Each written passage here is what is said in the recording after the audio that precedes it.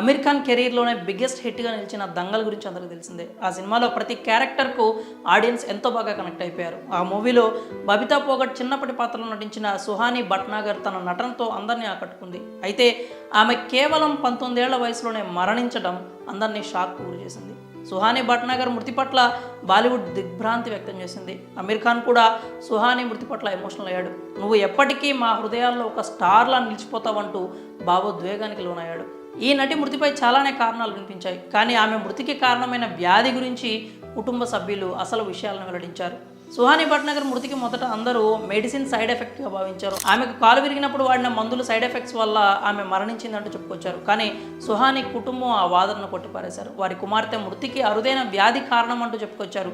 అరుదైన ఇన్ఫ్లమేటరీ వ్యాధితో పోరాడుతూ సుహాని భట్నాగర్ మృతి చెందిన విషయాన్ని తెలియజేశారు. కండరాల బలహీనతకు కారణమయ్యే ఇన్ఫ్లమేటరీ వ్యాధిగా చెప్పే డెర్మటోమయోసైటిస్ వ్యాధితో పోరాడుతూ సుహాని తుదిశ్వాస విడిచింది అంటూ వెల్లడించారు. ఆమెను ఫిబ్రవరి 7న ఈ వ్యాధి కారణంగానే ఎయిమ్స్లో చేర్పించినట్టు తెలిపారు. ఈ వ్యాధికి చికిత్స పొందుతూ అది విషమించడంతోనే సుహాని ప్రాణాలు కోల్పోయిందని తెలియజేశారు. సుహాని కుటుంబ సభ్యులు తెలిపిన వివరాల ప్రకారం 2 నెలల క్రితం ఈ వ్యాధి లక్షణాలు సుహానిలో కనిపించాయి.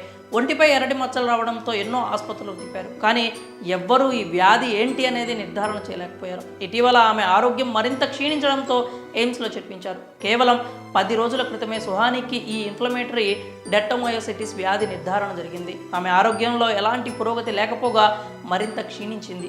ఇన్ఫెక్షన్ మరింత ఎక్కువై ద్రవాలు ఊపిరితిత్తుల్లోకి చేరుకుని లంగ్స్ కూడా దెబ్బతిన్నాయి. వైద్యులు ఆమెను వెంటిలేటర్పై ఉంచి చికిత్స అందించారు, కానీ ఎలాంటి ఫలితం లేకుండా పోయిందంటూ సుహాని తండ్రి ఆవేదన వ్యక్తం చేశారు. ఈ అరుదైన వ్యాధితో పోరాడుతున్న వాళ్ళు ప్రపంచవ్యాప్తంగా కేవలం 5 నుంచి 6 మాత్రమే ఉన్నారంటూ ఆయన తెలిపారు. ప్రస్తుతం అందరూ అసలు ఈ డెర్మటోమయోసైటిస్ అంటే ఏంటి అంటూ తెలుసుకోవడం ప్రారంభించారు.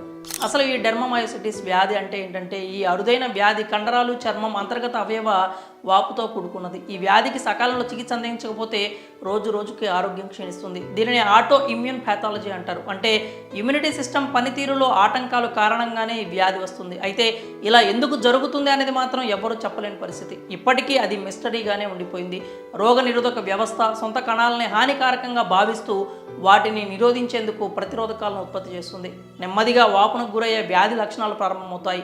కొన్ని సందర్భాల్లో ఇమ్యూనిటీ సిస్టమ్ అంతర్గత అవయవాలపై దాడి చేస్తాయి. ఈ వ్యాధి లక్షణాలు ఎలా ఉంటాయంటే, త్వరగా అలసటకు గురి కావడం, జ్వరం రావడం జరుగుతుంది, వేగంగా బరువు తగ్గిపోతూ ఉంటారు, కండరాలు బాగా నొప్పికి గురి చేస్తూ ఉంటాయి, శ్వాస తీసుకోవడంలో కూడా బాగా ఇబ్బంది ఏర్పడుతుంది, చర్మం వాయడం, ఎర్రగా పొలుసుల మాదిరి మారడం జరుగుతూ ఉంటుంది, కంటి ప్రాంతంలో కూడా వాపు, ఎరుపు ఉంటుంది, అలాగే మెల్లకన్ను కూడా పడిపోయే ప్రమాదం ఉంటుంది.